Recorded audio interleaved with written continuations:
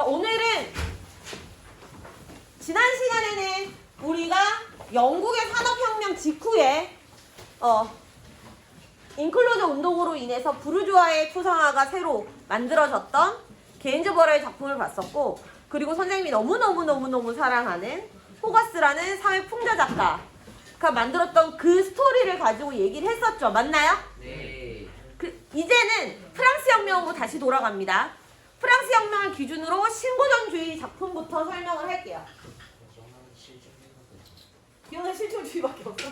좋아요. 그게 제일 중요해요. 그거 있으면 웬만한 거 다 파악하실 수 있습니다. 좋아요. 훌륭해요. 아주 훌륭합니다. 하지만 프랑스 혁명에서는 적용되지 않아요. 그래서 프랑스 혁명에서는 실증주의를 잠깐 내려놓으시고, 실증주의와 거리가 먼 프랑스 혁명에서 무조건 정치적인 거라고 생각하시면 돼요. 그러니까 프랑스 혁명에서 이후에 나폴레옹 등극을 하잖아요. 그러면서 나폴레옹을 위한 미술로만 존재를 했어. 그것으로 가장 유명한 작품, 이 두 가지 작품입니다. 첫 번째 작품 잘 아시죠? 역사 시간에 너무 많이 봤었죠. 많이 보셨고, 이 두 번째 작품도 나폴레옹이에요. 근데 이거 둘 다 보시면 사람 같지가 않아요. 신의 모습 같아, 신. 이 당시에 선생님이 말했죠. 폼페이 벽화, 폼페이가 아예 발굴이 됐다고. 폼페이 유물이 발굴이 되면서 화산재에 덮였던 폼페이 유적이 발굴이 되면서 그리스 로마 시대에 대한 그 유물의 조사가 많이 이루어졌단 말이야. 근데 로마 시대 때 남은 게 조각품밖에 없어요. 그래서 지금도 프랑스 루브르 박물관 가면 그리스나 로마 시대, 그리스 작품은 거의 없고요. 그리스 작품을 99% 로마 시대 때 복제했거든요. 그래서 로마 시대 때 작품이 그리스 시대 때 작품이라고 생각하시면 됩니다. 그 로마 시대 때 작품, 조각품이 아직까지도 루브르 박물관에 많이 남아있죠. 그것들을 보고 새로운 고전을 쓰겠다. 하지만 무엇으로? 나폴레옹을 위한 선전의 도구로, 광고, CF의 도구로 쓰겠다 하는 의도로 만들어진 거예요. 보면 다 조각상 같죠? 실제 얘가 뭐 이런 진짜 신성의 한 황제처럼 뭐 이런 식의 옷을 입고 이러고 있지는 않는단 말이에요. 꼭 제우스의 조각상을 보고 딴 것 같은 모습이고, 이거는 로마 시대 때 황제의 기마상을 보고 그린 것 같은 느낌입니다. 좀 더 자세히 볼게요. 진짜 잘 그렸어요. 보시면 털이 하나하나 살아있고요. 그리고 이 벨벳 소재의 부드러움 느껴지세요? 네. 근데도 붓터치 하나 남아있지 않아. 이게 신고전주의의 특징이에요. 왜냐면 진짜 사실적으로 그리고 사진적으로 그려야만 사람이 빨려들 거라 생각한 거야. 저 환영적으로 보이려고. 그렇게 그린 거죠. 이 작품이 굉장히 또 유명하죠. 사실은 알프스 산맥을 이렇게 넘지 않았죠. 이 알프스 산맥을 넘었던 왕은 나폴레옹 말고도 또 있습니다. 이때 나폴레옹이 장군이었을 때죠. 나폴레옹의 이름이 적혀 있는데 이것 말고도 한니발도 여기에 넘었고, 알프스 산맥을 넘었고, 그리고 다른 황제도, 신성 로마 황제도 여기를 넘었어요. 근데 이 다비드라는 작가가 진짜 똑똑한 거지. 너무 똑똑해요. 이 사람들의 이름은 이 돌에 살짝 가리도록 적었고요. 진짜 이 나폴레옹의 이게 성이거든요. 보나파르트. 나폴레옹의 성이 보나파르트인데 선생님이 정연진이면 성이 정이잖아. 그런 것처럼 보나파르트 나폴레옹이란 말이야. 그 보나파르트를 여기다가 더 크고 굵게 새긴 거예요. 근데 여기서 의문이 있어. 보통 다비드가 자기 이름을 화가면 자기 이름도 새긴단 말이에요. 근데 여기는 아무리 봐도 화가 이름이 없어요. 여기에 만약에 어디에 새겼으면 이미 황제 이름을 이런 배경에다 새겼기 때문에, 기념비적으로 새겼기 때문에 오해받을 수 있잖아. 자기도 똑같은 것처럼 느끼게끔. 그러니까 정치적으로 오해받기 싫은 거야. 그래서 어디다 새기냐? 정말 똑똑합니다. 여기다 새겨요. 고비의 문양의 한 일부처럼. 그런 이 다비드라는 사람은 프랑스 혁명 이후에 왕이 3번이 바뀌어도 살아남은 사람이에요. 프랑스 혁명 때, 그러니까 프랑스 시대 때 왕이 3번 바뀐다는 건 숙청이 3번 있었다는 거거든. 그러니까 피를 3번이나 불러 모았다는 거야. 그 왕이랑 관련된 사람은 다 죽어나갔어요. 그 당연한 거거든요. 근데 다비드는 살아있었어. 왜? 너무 이 사람을 도구로 쓰기가 좋으니까. 이 사람만큼 그림을 잘 그린 사람이 없거든요. 근데 나폴레옹 이후로는 이 사람도 몰락을 합니다. 왜냐면 너무 나폴레옹만 막 축켜 세워서 다른 사람들은 그 다음 황제가 또 부르봉 왕가의 황제가 다비드가 훌륭한 걸 아니까 또 쓰고 싶어 했어요. 근데 교황이 반대했어. 교황이 나 진짜 다른 건 다 참겠는데 나 얘는 못 참겠다. 얘는 나의 권위마저 다 무너뜨렸다. 얘는 나보다 나폴레옹을 더 추앙시켰고 심지어 나폴레옹이 나에게서 왕위를 받아가지고 이렇게 교황의 권위의 왕관을 써야 되는데 그것도 그 쓰는 장면을 그리라고 했는데 그것도 안 그렸거든. 다비드는 나폴레옹이 스스로 썼단 말이야. 그런 걸 역사를 얘는 다 이제 그림을 그렸던 애였어요. 그러니까 너무 꼴보기 싫은 거지. 그래서 결국 이제 유배를 당해요. 다비드가 다른 거 다 필요 없으니까 그러면 나는 내 고향에 가서 지내겠습니다. 다 내려놓고 고향에 가서 지내게 해주세요 라고 했는데 그것마저도 교황이 허락하지 않았어요. 그리고 저기 떨어진 데서 혼자 지내다가 쓸쓸히 이제 죽어갔죠. 다비드의 영향을 그대로 이어받아서 또 다른 신고전주의, 나폴레옹의 영향을 준 사람, 나폴레옹의 정치적인 선전의 도구로 그림을 그렸던 작가가 또 있습니다. 바로 앵그레예요. 이 사람은 아주 오랫동안 살았어요. 그리고 그 다음 왕위가 바뀌어도 살아남았습니다. 왜냐면 나폴레옹의 그림을 요 정도만 그렸지 나폴레옹만 계속 추앙해서 그림을 그렸던 작가는 아니었거든요. 이 사람은 90세 넘게 살았어요. 그러면서 화가 활동을 계속했죠. 이 사람 잘 기억하세요. 이 앵그레라는 사람도 잘 기억하세요. 이 다비드의 기마상 다시 돌아가서 이 다비드의 기마상 너무 잘 그렸죠. 근데 사실 이게 원래 작품의 첫 번째 작품은 아닙니다. 사실은 이 작품이 첫 작품이에요. 똑같이 생겼죠. 어때요? 색깔만 다르죠. 이것도 다 똑같아. 이 컨셉마저 다 똑같아요. 근데 이걸 그렸는데 너무 잘 그린 거야. 이걸 언제 알프스 산맥 이제 돌아오고 나서 나폴레옹이 이제 승기를 잡고 나서 원래는 이 산맥에서 오스트리아 대군이랑 붙을 때 나폴레옹 대군이 다 죽을 뻔했거든요. 근데 드제 장군이라고 우리로 치면 그런 거 있잖아요. 이순신 장군이 전쟁에서 싸우다가 죽었을 때 나의 죽음을 뭐 적군에게 알리지 마라면서 돌아가시면 그 이순신 장군을 기념하는 역사화를 그리잖아요. 그 용맹함을 다루기 위해서. 근데 드제 장군이 얘를 살리고 자기가 죽었어. 근데 다비드는 드제 장군에 관한 어떠한 스토리는 싹 다 빼버리고 모든 승리의 공을 나폴레옹에 줍니다. 그림으로. 그래서 이 그림을 보는 모든 사람들은 당연히 나폴레옹이 최고라고 생각을 하는 거죠. 근데 정치적으로 무조건 나폴레옹 빠돌이야, 빠돌이. 그냥 그렇게 생각하시면 돼요. 근데 이걸 그렸는데 너무 잘 그린 거야. 그래서 다비드가 그래, 5개 더 그리라. 아니, 나폴레옹이 그래, 다비드한테 5개 더 그리라고. 뭐 하나는 에스파냐에 주고 교환의 증거로 우리가 서로 이제 나라끼리 서로 친하게 지내자 하는 증거로 이제 하나 주고, 그리고 뭐 하나는 너도 가져라. 그래서 다비드가 뭐 굳이 갖고 싶진 않지만 왕이 시키니까 뭐 가져야겠죠? 뭐 이렇게 뭐 가지고.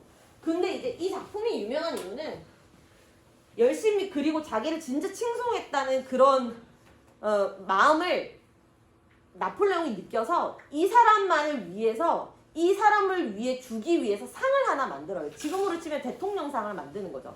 그 대통령상을 받은 그림이에요. 그래서 이 작품이 굉장히 유명한 겁니다. 그리고 뭐 빨간색의 그 우상적인 느낌, 영웅적인 느낌도 더 부과되고.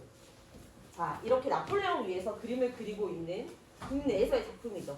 그럼 이런 신고전주의 작품도 있었다면 이 당시에 잘 마인드맵 보시면 신고전주의도 있지만 개인의 자유를 중시한 낭만주의도 있었죠.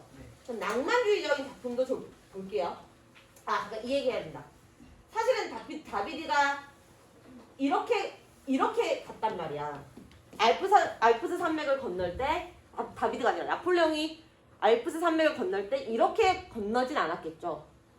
이렇게 들라로슈가 그렸던 그림처럼 굉장히 뭔가 초췌하고 힘이 없고 그리고 힘들어하고 그리고 농부가 끄는 노새를 타고 넘어갔었거든요. 이 작품 들라로슈라고 하는 작가가 그렸어요. 언제 그렸냐면 나폴레옹이 이제 죽고 나서 29년 뒤에 한 30년쯤 뒤에 그렸는데 만약에 이 그림을 나폴레옹이 있을 때 그렸으면 어떻게 됐을까요? 죽어요. 오, 죽었겠죠. 당연했습니다. 나폴레옹 시절엔 당연했어요. 그게. 이 작품도 한번 보세요. 이 작품은 영국 작가 윌리엄 터너라고 하는 자연을 그리는 자연주의 작가거든요. 나중에 또 나와요. 낭만주의적인 입장에서 자연의 그런 숭고함, 웅장함, 위대함을 특히나 잘 강조하는 작가인데 실제 알프스 산맥을 넘을 때 눈보라가 휘날리며 이렇다고 해요. 그러니까 이런 자연에서 사람 보잘것없는 인간의 모습인 거지. 근데 다비드는 이렇게 그린 거야. 여기 눈이 어디 있습니까? 눈이. 그죠? 알프스 산맥에 눈이 한참 쌓여 있어야 되는데 여기에 눈이 하나도 없죠. 눈으로 보이는 건 뭐 뒤에 뭐 약간 설산의 배경 정도밖에 안 보이는 거죠. 그 모든 것을 나폴레옹은 다 이겨내고 가고 있다라고 하는 말도 안 되는 역사화를 그린 거죠. 역사화란 그래서 여러분들이 생각하실 때 우리나라 전시관이나 박물관에도 역사화가 많아요.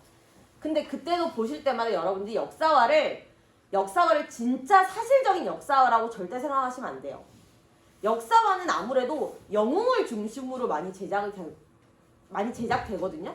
그러니까 그 영웅을 강조해서 그러다 보니까 과장되고 실제가 아닌 내용이 많습니다. 잘 참고를 하세요. 자, 이제 낭만주의로 넘어갑니다. 여러분 잘 아시는 낭만주의 작품이죠? 민중을 이끄는 자유의 여신. 그리고 선생님이 가장 좋아하는 낭만주의 작품 제리코입니다. 이 사람 그린 들라크로아 작가가 어떻게 생겼냐면 이렇게 생겼어요. 잘 보이세요? 잘 안 보이시면 앞으로 나오세요. 잘생겼죠? 그러면 이 사람 얼굴인데 몸은 어떻게 생겼는지 모르겠지? 이렇게 생겼습니다. 불을 끄고 보여드릴게요. 이렇게 생겼어요. 아니 죽은 건 아니고 요 모델로 좀 서달라 그랬어 제리코가. 그래서 요 들라크로가 이렇게 누워서 이제 모델을 서준 거죠. 이 제리코의 작품이 1816년에 제작이 됐고 저기 민중을 이끄는 자유의 여신이 1830년에서 31년 사이에 제작이 됐거든요. 그러니까 시간이 좀 있죠. 이 제리코가 사실은 낭만주의의 시작이에요. 낭만주의에 누가 봐도 비슷한 성격인데 이 작품이 훨씬 더 15년이나 더 일찍 제작이 된 거죠. 근데 이 사람이 왜 이름이 많이 있질 않냐면 이건 낭만주의의 시작을 알리는 작품이고 저 민중을 이끄는 자유의 여신은 낭만주의의 완성을 의미하는 작품이거든요. 이 작품을 그리고 나서 얼마 안 돼서 이 제리코가 너무 그림을 사랑한 나머지 적극적으로 낭만주의적인 그림을 그리고자 말을 타는 느낌을 실제 느끼면서 말을 그리고 싶었던 거야. 그러다가 떨어져 죽어요. 29배. 그래서 이 사람은 역사 속으로 사라지게 되고 들라크로가 살아남게 됩니다. 그 말이 안 되는 죽음 같은 거 생각보다 많잖아요. 이 제리코가 그랬고 이 제리코는 집도 진짜 잘 살았어요. 그래서 누가 시켜서 그림을 그리는 사람이 아니었어요.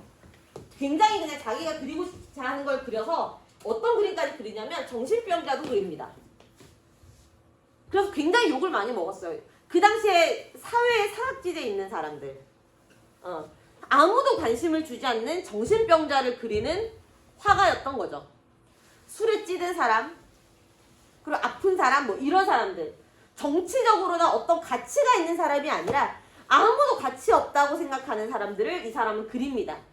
그 중에서 이 그림은 정말 역사적으로 엄청난 그림이에요. 1816년도에 15년도에 나폴레옹이 실각되고 나서 일어나. 잠 오면 뒤에 나가서 쓰세요. 뒤에 나서 싸매지 마. 그리고 패딩 벗으세요. 잠 오시면 알아서. 잠 오시면 뒤에 나가서 서서 좀 들으세요. 서서 들으세요. 알아서 조절하세요. 나폴레옹 실각되고 나서 왕에서 이 당시에 프랑스에서 가장 유명한 아프리카 계열의 한 나라로 이제 식민지 나라로 배를 보내요. 축구 좋아하시는 분들은 잘 아는 나라입니다. 바로 세네갈입니다. 세네갈 들어보셨나요? 세네갈이 그 당시에 프랑스에서 가장 큰 식민지였거든요. 프랑스의 식민지였어요. 그래서 프랑스 식민지에 가서 노예들 다 이제 그쪽 노예들이랑 일꾼들이죠. 그래서 데리러 가려고 이제 갔는데 선장을 뽑아야 되잖아. 그래서 선장을 뽑았어. 근데 그 선장이 왕가의 선장인 거야. 왕가에서 그냥 꽂아준 무능한 선장인 거예요. 그래서 어쨌든 가서 150명 정도를 메두사호라고 하는 큰 배에 태워서 오는데 배가 난파됩니다. 부서져요. 오다가 무슨 사건으로. 그 뭔지 왜 그런지 모르겠어. 그 기사는 그 기사는 못 봤어. 그때 난파가 됐어요. 근데 난파가 돼서 구명보트가 2개인가 있었대요. 하나는 진짜 그 왕족이랑 관련된 대단한 사람들 보내고 하나 남았어. 그러니까 선장은 일단 자기가 이랬어. 일단 나는 타야 된다. 나는 내가 백기를 알지 않냐. 내가 큰 이 망양 대회에서 내가 이 백기를 찾아야 되니까 나는 타겠다. 근데 너희 중에 누구 하나를 태우기는 좀 찝찝해. 왜냐면 내가 누군가를 태워달라면 그럼 저는요 할 줄 모르잖아. 그러니까 나만 탈게. 너희는 다 여기 타. 다 부서지는 뗏목에 타라고 합니다. 149명. 정말 좁겠죠? 어째도 막 다들 부둥켜 안고 막 타. 내가 이렇게 줄 연결해서 내가 어떻게 가볼게. 가다가 도저히 안 돼서 줄 끌고 그냥 도망가 버립니다. 선장이. 그래서 결국 15명이 살았고요. 15명 중에서 3명은 거의 사람의 노릇을 못할 만큼 뭐 다리가 잘렸다거나 뭐 이렇게 그런 식으로 살아남았어요. 그래서 실제로 사람 구실을 하게 남은 사람은 12명. 147 아니야. 몇 명이지? 137명이 이제 죽은 거죠. 제대로 된 그 사람 생존자 인터뷰에서 그렇게 말해요. 나는 인간으로서 살아남기 위해서 인간이 해서는 안 될 짓은 다 저질렀다. 나는 살아남기 위해서 내 친구를 바다에 던져야 했고, 나는 살아남기 위해서 내가 사랑하는 사람을 죽여야 했고, 또 그 사람의 피와 살을 먹어야 했다. 라고 얘기를 합니다. 그런 장면을 다룬 거예요. 그 선장이 무능했기 때문에.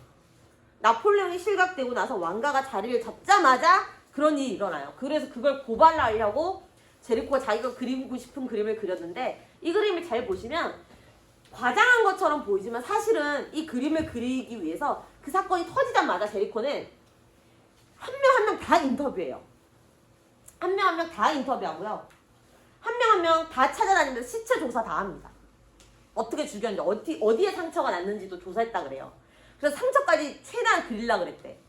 그래서 도저히 못 구현하는 거는 이런 들라쿠라와 같은 주변 사람들한테 부탁해서 모델을 쓰게 하고요. 심지어는 목수에게까지 주문을 해서 뗏목까지 만들어요. 그럼 이건 허구적인 건가요? 사실적인 건가요? 사실이죠. 사실적으로 만들었는데 우리에게 이성적으로 다가와요? 감정적으로 다가와요? 감정으로 다가오죠. 그 느낌은 이런 되게 거친 붓터치, 그리고 굉장한 흑백 대비의 색감, 이런 조형적인 요소가 있기 때문이에요. 그게 여러분 낭만주의입니다. 아까 전에 봤던 신고전주의 역사와 같은 경우는 굉장히 이성적으로 그림을 그렸다고 생각하지만 우리에게 감성적으로 크게 다가오지 않아요. 그죠? 근데 이건 굉장히 사실적으로 그렸거든요. 사실적으로 그렸지만 우리에게는 감정적으로 다가오는 것입니다. 자, 들라쿠르의 작품도 한번 볼게요. 이렇게 하고 나서 이 들라쿠르하고 이제 바톤 터치를 받아요. 이 작품을 먼저 만들어요. 24년도에 만들거든요. 사르다나 팔루스라고 하는 아시리아 황제의 한 사건을 다룬 이야기예요. 이것도 이야기가 있어요. BC, 이제 그전 시기죠. 아시리아 황제가 2년 동안 적군에 둘러싸여요. 지금 우리가 지금 학교 주변에 다 좀비가 둘러싼다고 생각하면 돼. 아니면 우리를 다 죽이려고는 어떤 다른 사람들이 다 둘러싸. 근데 왕은 백성들을 다 지키고 싶은 거야. 그래서 어떻게든 살아남으려고 해요. 근데 결국 문이 열려요. 그리고 이렇게 한 교실에 다 모이게 되죠. 그래서 다들 결정을 하면 우리 그냥 다 같이 죽자. 어차피 다 죽을 거. 그래서 애첩과 에마와 뭐 보물이랑 다 불타서 죽고, 자기도 결국 스스로 불 속에 타서 들어가서 스스로 타 죽어요. 그런 왕인 사르다나 팔루스라고 하는 굉장히 그 당시의 왕으로 치면 굉장히 혁명적이지만 어쨌든 힘들었던 왕이었거든요. 근데 그걸 어떻게 표현하고 있냐면, 보시면 이 여자 한번 보세요. 죽고 싶어 하나요?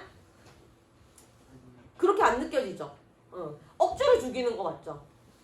근데 그걸 아무렇지도 않게 쳐다보고 있어요. 잔혹하게 쳐다보고 있는 거죠. 이걸 동방의 문화라고 생각을 했던 거야. 서양에서. 들라크루아는 프랑스 사람이잖아요. 서양인이 그렸던 아시리아는 동양이거든요. 동방, 중동. 동방의 문화를 그린 거예요. 이게 오리엔탈리즘입니다. 정말 잔인하고 미개하고 장식적이고 화려하고 잔인하고 잔혹하고 야하고 외설적이고 그냥 말도 안 되는 짓을 저지르는 게 동양이라는 거야. 그러니까 우리 서양은 동양을 지배해도 된다는 거지. 그게 나폴레옹이 정복전쟁을 펼치면서 느꼈던 그리고 유행했던 오리엔탈리즘이라는 문화의 그림입니다. 그런 걸 들라크루아가 그렸는데 이후에는 그래도 좀 이런 멋있는 그림도 그렸죠. 이거 다시 볼게요. 이 작품은 꼭 아셔야 되죠, 여러분들. 역사적으로 의미가 있기 때문에. 민중을 이끄는 자유여신입니다. 졸지 마세요. 잠 오시면 패딩 벗으시고 하셔요. 이 작품을 잘 보시면 프랑스 국기가 여기가 있고 그리고 사실 여기 이제 성당 위에 또 하나 있어요. 내 퀴즈 하나 낼게요. 또 어디 있을까요? 깃발 찾아보세요. 깃발. 모자 쓴 사람 손에 들리는 모자 쓴 사람이 어디? 누구? 이 여자? 아니요, 옆에 그 검은색의 양복 차린 이거 총.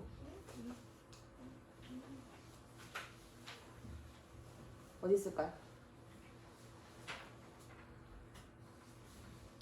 깃발 어디 있을까요? 깃발 찾아보세요. 불을 좀 켤까요? 만약에 생기니까. 장훈 뒤로 나가세요. 깃발 어디 있습니까? 자기 잘 안 보이죠? 자기 거 보고 찾아보세요.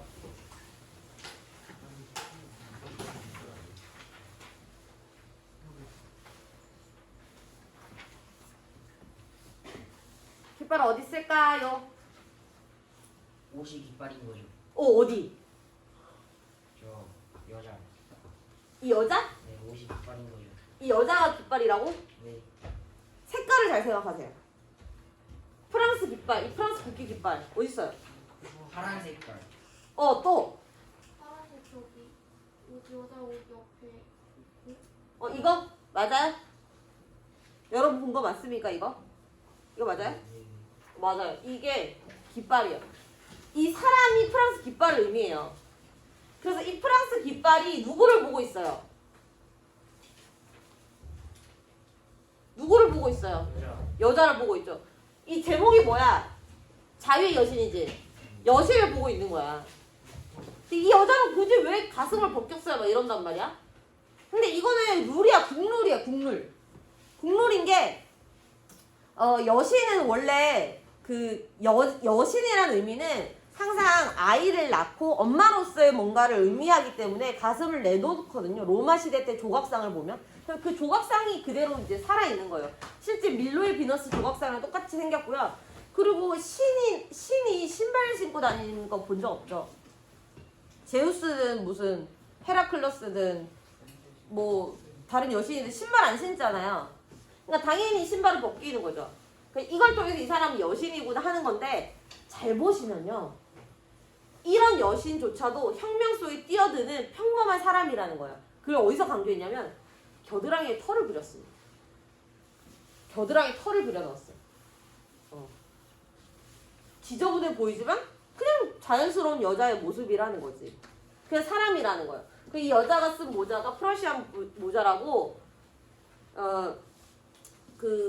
스머프가 쓰는 모자거든요. 노동자들이 쓰기도 하고 자유를 뜻하는 자유의 모자기도 하고 그리고 어린아이가 있고 실제 지식인으로 돼 있는 부르주아가 있고 그리고 하얀 셔츠와 멜빵 바지를 입은 걸로 봐서는 공장 노동자 같아요. 그리고 이 밑에 죽어있는 사람이 공장 노동자랑 똑같은 와이셔츠를 입고 있는 거 봐서는 똑같은 노동자인 것 같고 이 옆에는 왕궁의 부대인 것 같아요. 근데 여러분 보세요.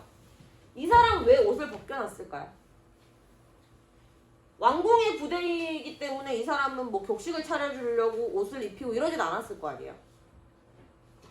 들라크루아가 그랬어요. 자기 동생한테 쓴 편지를 보면 나는 혁명에 직접 참여를 못하지만 나는 내가 눈으로 그걸 봤기 때문에 그림으로라도 그 혁명에 참여하고 싶다.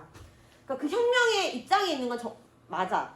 근데 왜 굳이 이 사람은 옷을 벗기고 옷을 놔두고 이 사람은 옷을 벗겼을까? 이 당시에 진짜 격렬한 상황을 표현한 거라고 합니다. 실제 이랬대요. 실제 본 걸 그렸대. 왜 그랬냐면 막 내가 총을 갖고 막 가. 근데 내가 가다 넘어졌어. 그래 막 바지가 찢어졌단 말이야. 근데 나는 빨리 가야 되고 이대로 가면 절뚝절뚝 거리고 가야 되거나 아니면 여기 내가 또 다칠 위험이 있어서 옷을 갈아입어야 돼. 어디 가서 입을 수는 없지. 옆에 내 친구가 죽어 있어. 그 옷이라도 빨리 입어야지. 그죠? 그리고 내가 총을 쏘다 총알이 떨어져요. 근데 옆에 적군이라고 해서 그 적군의 총 당연히 들어야죠. 그 적군이 총알이 있으면. 맞죠? 그래서 이 당시에 이 시민들은 이 노동자 할 것이 이 사람들 정말 열악했다고 해요. 밑에서부터 올라온 혁명 운동이잖아요. 민주화 운동이잖아요. 그러다 보니까 모든 할 것이 다 주워가지고 그걸로 싸우려고 했답니다. 돌도 주워들고 얘는 지금 여기 돌이 들어가 있을 거예요. 사실은 이 가방, 아이가 메고 있는 이 가방은 왕공 부대에 국왕의 표시가 들어가 있거든요. 이거는 얘는 근데 그래서 뭐 첩자 이런 거 아니에요. 그러니까 이 가방도 의도해서 한 게 아니라 그냥 가방이 필요하고 뭘 집어넣을 가방이 필요한데 없는 거야. 옆에 보니까 적군이 쓰러져 있는데 그 가방이 쓸만한 거지. 그래서 그냥 주워서 막 매는 거예요. 그냥 뭐 적군 아군 할 거 없이 그냥 다 필요해서 그냥 하는 거야. 그 정도로 절실했던 그 상황을 묘사한 겁니다. 하지만 이 7월의 혁명은 어떻게 되나요? 망해요. 망하죠. 실패가 끝나고 납니다. 자, 잘 보시고 굉장히 잘 만들어요. 자, 나폴레옹이 지나친 대외 전쟁으로 인해서 아까 오리엔탈리즘 보셨죠? 요것도 잠깐 불 한번 끌게요. 잘 보세요. 요거 자세히 보셔야 되거든요. 요거 자세히 보셔야 되거든요. 그럼 불 끌게요. 이 작품을 그렸던 작가가 앵그레예요. 앵그레. 아까 제우스 신같이 그렸던 나폴레옹 기억나시나요? 네. 진짜 잘 그렸던 그 작가가 그린 그림입니다.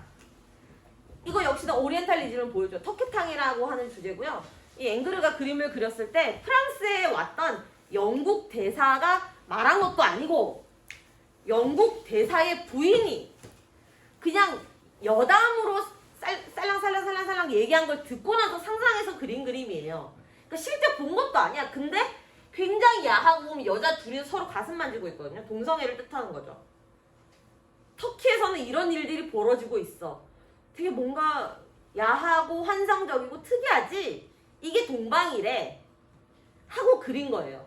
그러니까 상상을 불러일으키지만 결국 결론은 뭐냐면 동양은 미개하다. 동양은 합리적이지 못하다. 동양은 이성적이지 못하다. 그러니까 서양이 우수하다. 하는 거죠. 이해가십니까? 그 작품을 잘 보여주는 거고 여기서 진짜 똑똑한 기술을 하나 더 쓴 게 원래는 이게 사각이었어요. 실제 작품도 사각이었대요. 그래서 초벌까지 다 칠했다고 합니다. 그러니까 앵그르가 초벌했다고 하면 얼마나 자세히 했겠어요.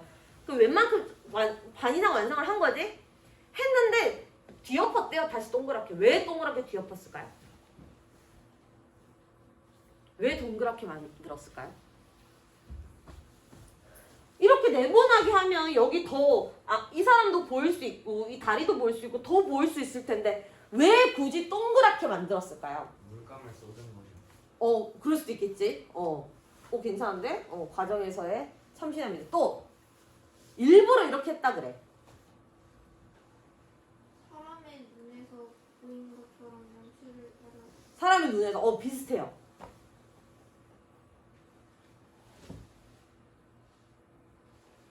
정답은 열쇠 구멍처럼 보이려고. 훔쳐보는 것처럼 느끼게 하려고. 그러니까 관음성, 몰래 보는 것 같은 느낌을 줘서 더 야하게 보이려고 만들었다고 합니다. 그러면 하나 더 퀴즈 낼게요. 그 사람 이거 그렸을 때 앵글이 몇 살이었을까요? 25. 어. 27. 업. 28. 업. 25. 업. 24. 뭐라고?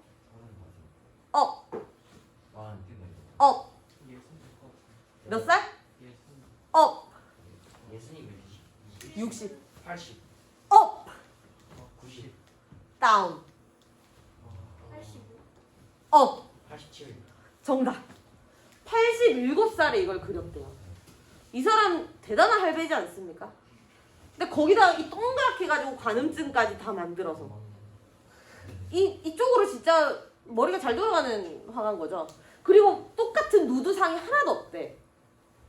이 앵그르라고 하는 작가가 누드 그림을 진짜 많이 그리는데 그렸거든요. 많이. 요청도 많이 들어오니까.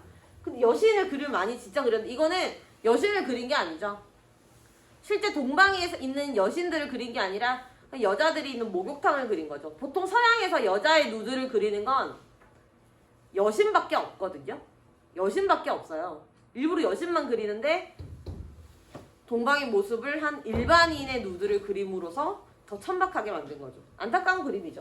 자, 두 번째는 고야가 그린 그림이고, 고야는 스페인 사람입니다. 에스파냐 마드리드에 거주하고 있었어요. 이 사람이 이걸 그렸을 때는 이거는 아마 역사적인 사건이기 때문에 역사쌤한테 들으실 거예요. 1808년 5월 3일에 나폴레옹이 자기의 형을 에스파냐의 국왕으로 세우기 위해서 보냅니다. 근데 그거에서 이제 반대 봉기를 들고 일어나요. 반대 민주 봉기가 일어났는데 그 사람들을 모아서 다 쏴서 죽여요. 그걸 실제 고야가 그 자리에서 봤습니다. 보고 그린 그림인데 바로 그린 것이 아니라 이걸 언제 그렸냐면 나폴레옹이 실각되고 나서 부르봉 왕가가 다시 에스파냐 정권을 잡아요. 스페인 정권을 잡거든요. 그리고 나서 고야가 50세가 넘었는데 고야한테 말해요. 드디어 우리 왕가가 다시 힘을 얻었는데 그 다비드의 나폴레옹 그림처럼 뭔가 좀 영웅적이고 멋있는 그림 좀 하나 그려봐라. 너희 그때 역사적인 민주 봉기를 일으켜가지고 그런 너희들의 정신이 남아있기 때문에 우리가 이렇게 살아있고 우리 왕가가 복귀를 한 것이다. 그려봐라 라고 합니다. 하지만 고야는 이렇게 그려요. 그리고 말합니다. 국왕전하, 역사는 영웅들에 의해서 쓰여지는 것이 아니라고 생각합니다. 저는 역사는 힘없는 자들의 피가 모이고 쓰러진 것들의 영혼이 쌓여서 만들어진 것이 역사라고 생각한다. 나는 실제 봤던 그 피해 입은 사람들을 그림을 그렸다. 원래는 지금 이 보면 누가 봐도 지금 이 나폴레옹 군대가 더 힘이 세 보이잖아요. 여기서 힘없이 쓰러져가는 장면이거든요. 원래는 만약 영웅화를 그리고 역사화를 그리려면 우와 하는 그림을 그려야지 당연히. 민중을 이끄는 자유의 여신처럼. 그렇잖아. 와 해야 되는데 얘는 다 죽어가는 사람을 그렸단 말이야. 특히 이 하얀색 옷, 천사 옷 같기도 하고 항복을 뜻하는 백의 옷을 그렸어요. 이 사람 결국 어떻게 될까요? 당연히 죽죠. 결국 이거는 이제 죽을 수밖에 없어. 이 사람들 끌어안고 결국 이 사람들 봐요. 쳐다보지도 못해. 언제 죽을지 몰라서 벌벌 떨고 있습니다. 그 힘없는 장면을 그대로 그림으로 그렸어요. 이게 역사다. 이게 바로 진정한 역사화다. 라고 해서 고야가 그렸지만 욕을 굉장히 많이 먹었죠.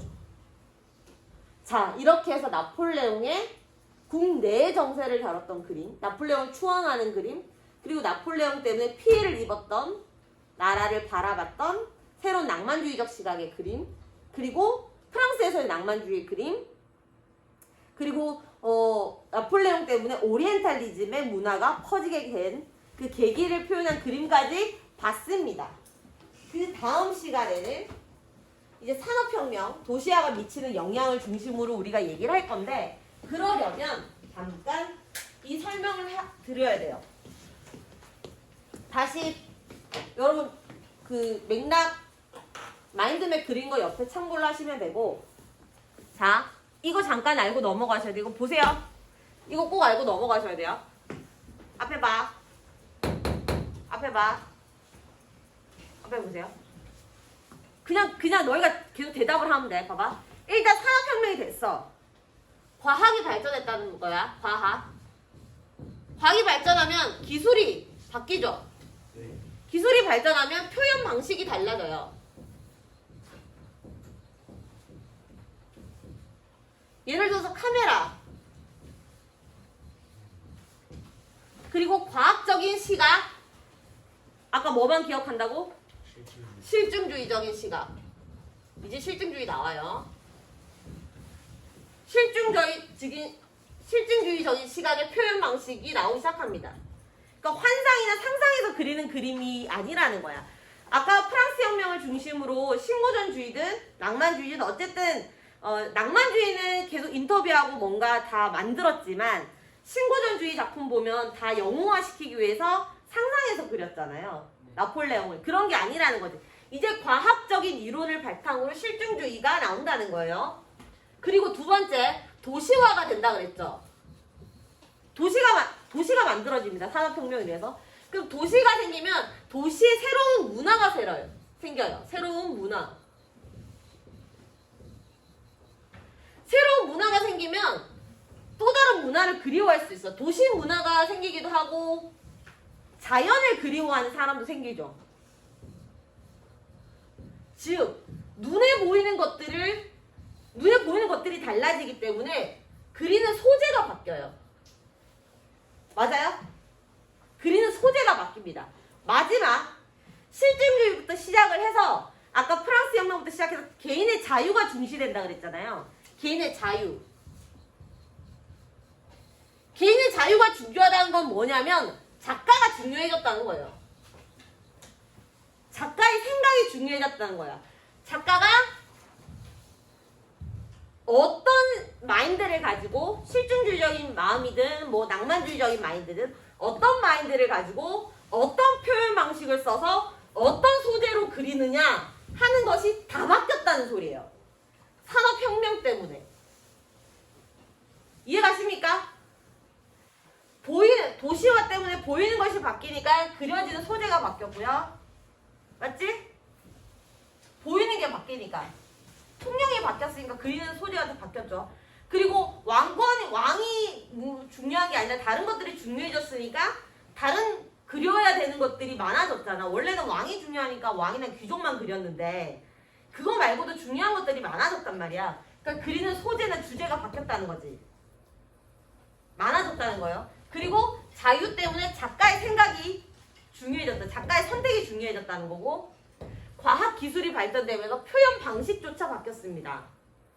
그 표현 방식은 실증주의적인 생각으로 눈에 보이는 것을 그대로 그려내는 방식도 있고 그리고 작가의 마인드로 내면에 있는 것들을 포함해서 같이 그려내는 것도 있어요. 이거 세 개를 반드시 염두에 두시면서 작품을 감상하셔야 돼요. 그 다음 시간에 아시겠죠? 지금 이거 빨리 필기해두세요. 이거 필기하고 쉬는 시간 가지고 뵙겠습니다.